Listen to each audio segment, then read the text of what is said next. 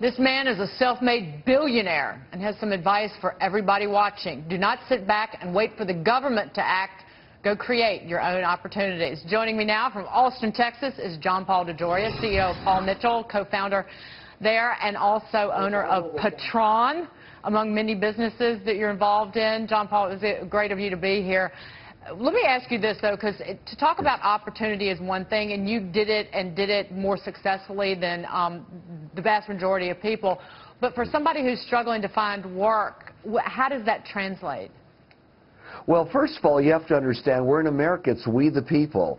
If we depend on the government to create our jobs for us and create our lives for us, that's communistic, socialistic. That's not America.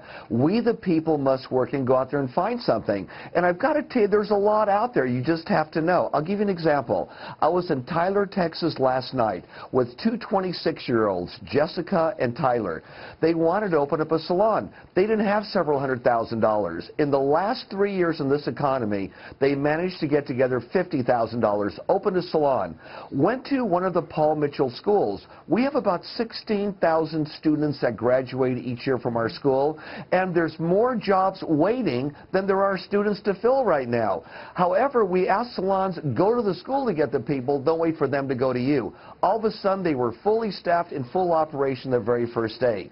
Forbes magazine had an article last week about a company in New Jersey called Creston. Creston is paying $17 an hour for people on the assembly line if they know what they're doing. They're having such a problem getting workers, unskilled workers. They're going to teach the workers what to do. That now from New Jersey, they're getting a bus to go to New York, to go to some of the areas there to get unskilled workers down. In North Dakota, there are tens of thousands of jobs in energy. I think one of the brightest things that I've heard in the last few months is that a lot of younger people are going to work in fast food restaurants.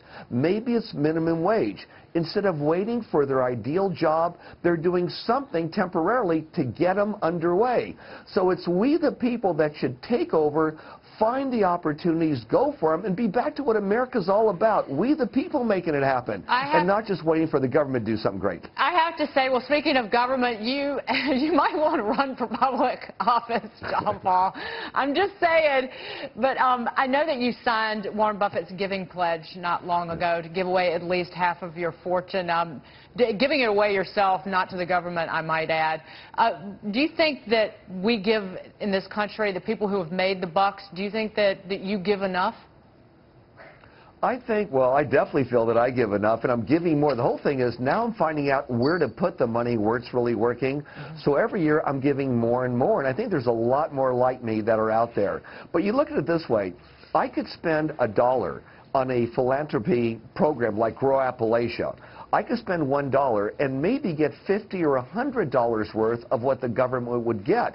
Because as a business person, I go for the end result immediately and get rid of a lot of red tape along the way. And speaking, well, and I think, go ahead, finish your thought. I think that a lot of people are thinking the same way I am. Let's contribute our money to help America grow where we know best as business people. We can help out and stretch a buck a lot further than I think a bureaucracy could. That one last thing, John Paul, the drop in the unemployment rate back to where it was in March of 2009. Is the economy improving enough, you think, that that's justified?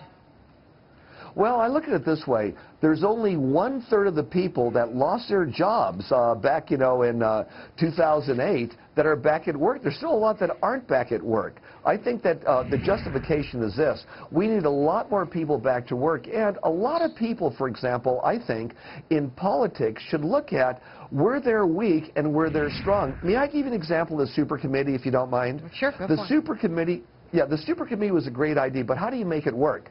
They're all politicians. Maybe one of them had a father that was an entrepreneur at one time. They did it behind closed doors. First of all, they have to realize their weaknesses. I know my weakness. I'm not a detailed person. Thank God for managers there are and accountants, or I'd be really in big trouble. However, these guys are great politicians. They probably mean well. But why don't you do it in open doors? Do it behind cameras and get some business people in there that are used to making things work. They're used to taking, okay, the economy is bad.